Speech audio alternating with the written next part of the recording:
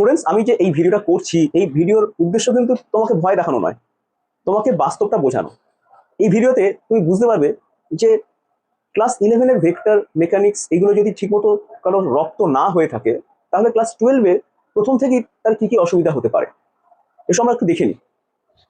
এই হচ্ছে একটা অঙ্ক তোমাদের সামনে রয়েছে, যেখানে এখানে একটা চার্জ রয়েছে প্লাস কিউ, আর এখানে একটা চার্জ রয়েছে মাইনাস কিউ। এবার তোমরা এইগুলো তো জানো, ক্লাস 8 থেকেই জানো যে পজিটিভ চার্জ রিপালশন হয়, positive charge negative charge attraction হয়।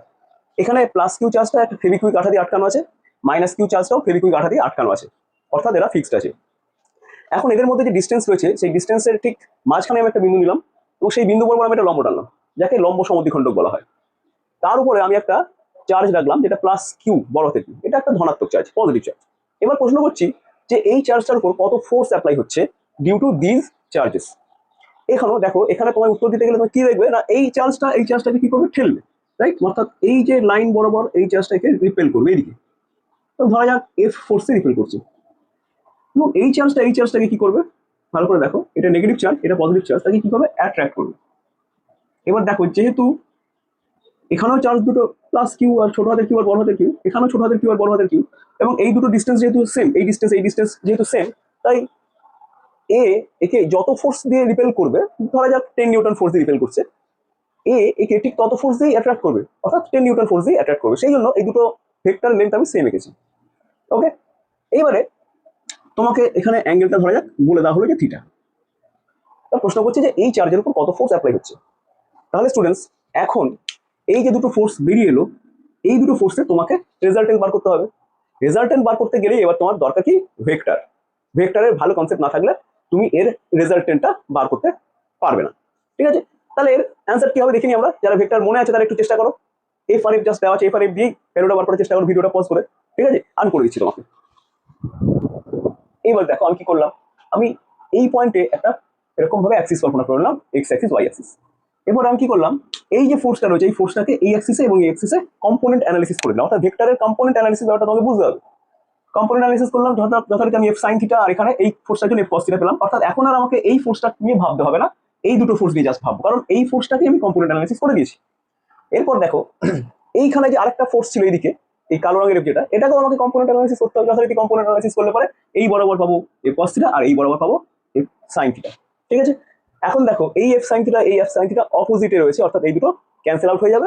ঠিক আছে, তাহলে পড়ে থাকবে কি, F cos theta to F cos theta. তাহলে তোমার অ্যান্সার হবে, এখানে নেট ফোর্স যে পড়ছে সেটা হচ্ছে 2f cos থিটা। এখানে থিটা গিভেন ছিল, ঠিক আছে, আর কিউ কিউ কিউ এগুলো জানলে তুমি এফটাও বার করে নিতে পারবে। তাহলে আনসার কি হচ্ছে, নেট ফোর্স আসছে এফ নেট, সেটা কত আসছে 2f cos থিটা। এই হচ্ছে তোমার আনসার। বোঝা গেল? তাহলে দেখো এখানে কিন্তু বেশ ভালো রকম ভেক্টরের কনসেপ্ট লাগলো এবং মেকানিক্সের কনসেপ্ট খানিকটা লাগলো, তাই তো? এবার আরেকটা অঙ্ক দেখো, এই অঙ্কটা তোমরা দেখো, এখানেও একটা পজিটিভ চার্জ, এখানেও একটা পজিটিভ চার্জ, সেম অ্যামাউন্টের, দুটোই হচ্ছে কিউ। এদের ঠিক মিড পয়েন্টে, এই ঠিক মিড পয়েন্টে আমি একটা কি করলাম, একটা নেগেটিভ চার্জ নিয়ে আসলাম। ধরা যাক এটা হচ্ছে নেগেটিভ চার্জ, এর চার্জ হচ্ছে মাইনাস কিউ। এই দুটো চার্জ হচ্ছে ফেভিকুইক দিয়ে আটকানো আছে, ঠিক আছে, ফিক্সড। মাঝখানে আমি মাইনাস কিউ চার্জ রেখেছি। তাহলে প্রশ্ন হচ্ছে মাইনাস কিউ এর উপর কত ফোর্স করবে। এটা সহজ প্রশ্ন অবশ্য, কিন্তু এর পরে যে প্রশ্নটা করবো সেটা হচ্ছে টুইস্ট। ঠিক আছে, মানে এটার সাথে রিলেটেড আরেকটা প্রশ্ন আমি করবো, একটু ধৈর্য ধরো। তো প্রথম প্রশ্ন হচ্ছে মাইনাস কিউ, এটার উপরে কত ফোর্স অ্যাপ্লাই হবে। খুব সিম্পল, বলো স্যার এই কিউ মিড পয়েন্ট বলেছেন, তাহলে এই কিউ হচ্ছে সেম ডিস্টেন্স, এই কিউ সেম ডিস্টেন্স, এটা মাইনাস চার্জ, তাহলে স্যার এই কিউ চার্জটা তো ওকে এইদিকে টানবে, আর স্যার এই কিউ চার্জটা এটাকে এইদিকে টানবে, এবং এবং একই ফোর্সে টানবে। এই দুটো ফোর্স হচ্ছে একই হবে, এই দুটো ফোর্স স্যার একই হবে। যেহেতু স্যার এই দুটো ফোর্স একই হবে, তাহলে তাহলে দেখুন স্যার একদম অপোজিট আছে, তাহলে দুটো ক্যান্সেল হয়ে যাবে, অর্থাৎ এইটার উপর কোনো ফোর্স অ্যাপ্লাই হবে না। ভালো কথা, কিন্তু এখানে একটা টুইস্ট আছে। আমি এবার প্রশ্নটাকে একটু ঘোরাবো এখান থেকে। কি করবো, আমি বলবো যে না না না না, এরকম কিছু না, এইটা এখানে ছিল ভালো কথা, স্থির ছিল।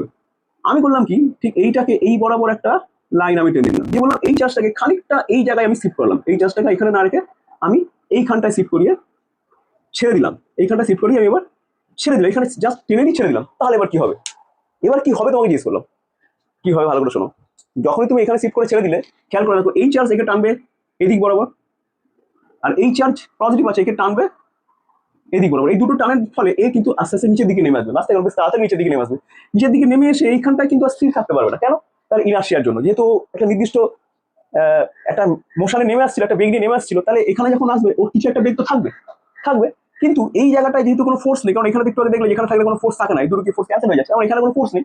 তাহলে এখানে যদি কোনো ফোর্স না থাকলে তাহলে কি হবে, তার মোমেন্টাম চেঞ্জ হবে না, যেহেতু ওখানে কোনো ফোর্স নেই তাহলে ওখানে কোনো মোমেন্টাম চেঞ্জ হবে না, অর্থাৎ যে মোমেন্টাম ছিল সেই মোমেন্টাম বরকরার থাকবে।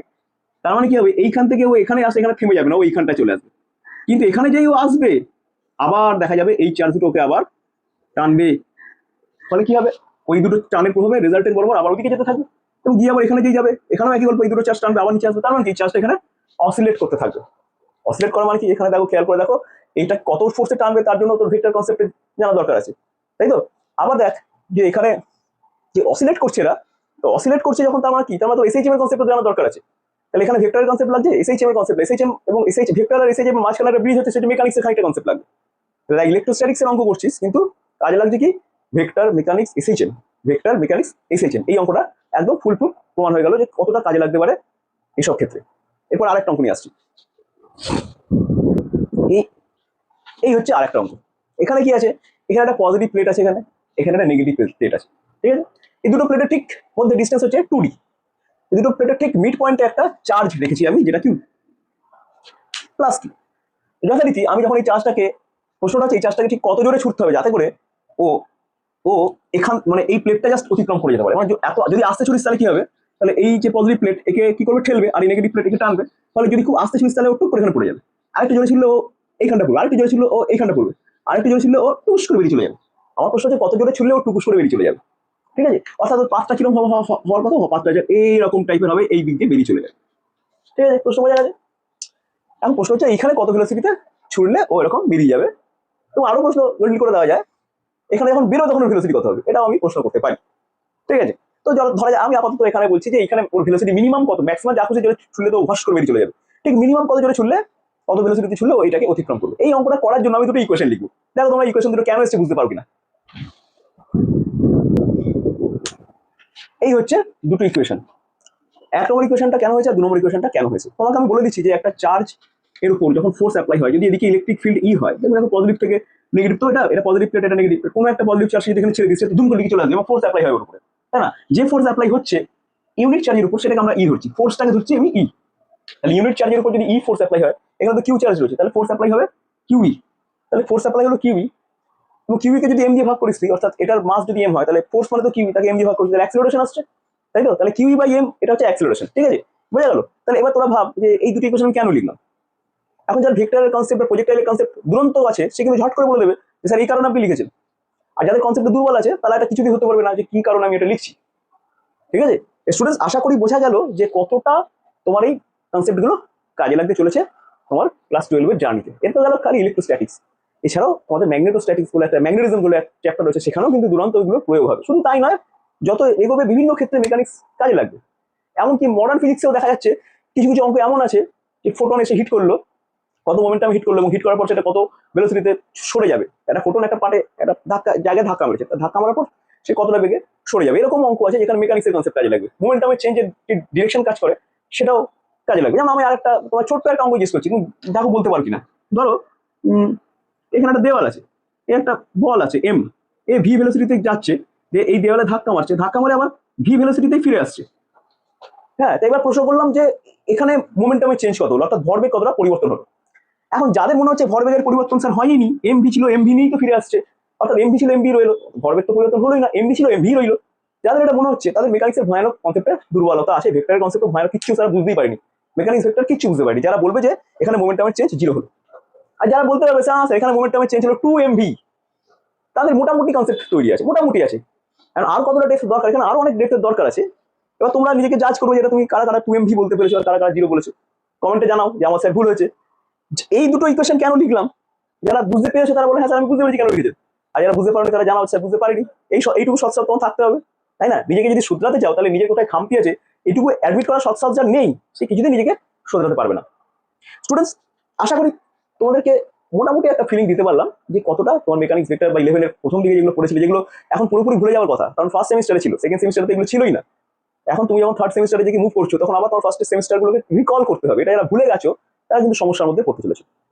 স্টুডেন্টস, যে অঙ্কগুলো দেখালাম সেই অঙ্কগুলো পড়তে গেলে তুমি বুঝতে পারছো মেকানিক্স দরকার, যারা একটু একটু মেকানিক্স জানো তারা অনেকটা বুঝতে পেরে গেছো এখানে কি হলো, যারা একদমই জানো না তারা কিন্তু ব্যাপারটা কিছুই ধরতে পারোনি। যারা ভিডিওটা কিছুই ধরতে পারলে না এবং ধৈর্য ধরে এতক্ষণ দেখলে তারা রিয়েলি নিজেদের উন্নতি চাও, কারণ তারা একটা আশা নিয়ে এতক্ষণ দেখেছো যে স্যার কিছু না কিছু তো করবে। রিয়েলি নিশ্চয়ই এখানে উন্নতি তোমরা চাইছো যারা ভিডিওটা এতক্ষণ পর্যন্ত দেখলে। যারা দেখলে তারা অবশ্যই ভিডিওটা লাইক করো, এবং এই ভিডিও ডিসক্রিপশনে আমি একটা টেলিগ্রাম চ্যানেলের লিঙ্ক দিয়ে রেখেছি, সেই চ্যানেলটা তোমরা জয়েন করো। সেই চ্যানেলে আমি তোমাদেরকে ঠিকঠাক ওয়েতে গাইড করবো, কি করে পড়বে, কোনটা পড়বে, কিভাবে পড়বে, সমস্ত কিছু আমি নিজের হাতে তোমাদেরকে গাইড করবো পার্সোনালি। এবং এই চ্যানেলে থাকলে সুবিধা কি, যাদের এই সমস্যাগুলো রয়েছে তারা ভিডিওটা সঙ্গে সঙ্গে বা কনসেপ্টগুলো সঙ্গে সঙ্গে সেখানে পেয়ে যাবে। ইউটিউবে এলে কি হবে, তার ইউটিউবে একটু ছড়িয়ে ছিটে যায়, ইউটিউব বিভিন্ন জনকে এগুলো রেকমেন্ড করে, কারো এটা প্রয়োজন, কারো এটা প্রয়োজন নয়, যার প্রয়োজন নয় সে স্কিপ করে, ফলে ভিডিও রিচ কমে। কিন্তু টেলিগ্রাম চ্যানেলে যখন আমি এই ধরনের কন্টেন্ট রাখবো এবং যাদের প্রয়োজন তারাই যদি ওই চ্যানেলটায় যুক্ত থাকে, তাহলে তাদের অনেক লাভ হবে। স্টুডেন্টস, আশা করছি ভিডিওটা ভালো লাগলো। যারা এতক্ষণ পর্যন্ত দেখেছে তারা ভিডিওটাকে শেয়ার করো, নাহলে এই ভিডিওটা রিচও কমবে। এই ভিডিওটা রিচ কমলে মুশকিল, তোমাদের মধ্যে যারা পিছিয়ে পড়েছে তাদেরকে আমি ধরতে পারবো না। স্টুডেন্টস, লাইক করো, ভিডিওটা শেয়ার করো। আর যাদের এই সমস্যায় ভুগছো তারা যদি বাই চান্স এই ভিডিওটা দেখে ফেলো এবং এতক্ষণ পর্যন্ত ভিডিও দেখে থাকো, তাহলে তারাও চ্যানেলটা সাবস্ক্রাইব করে রাখো, কারণ তাদের পাশেও আমি আছি। এছাড়াও ক্লাস 12 এর ভিডিও, ক্লাস 11 এর রিলেটেড ভিডিও, সমস্ত ভিডিও চ্যানেলে তুমি পেতে থাকবে। দেখা হচ্ছে নেক্সট ভিডিওতে।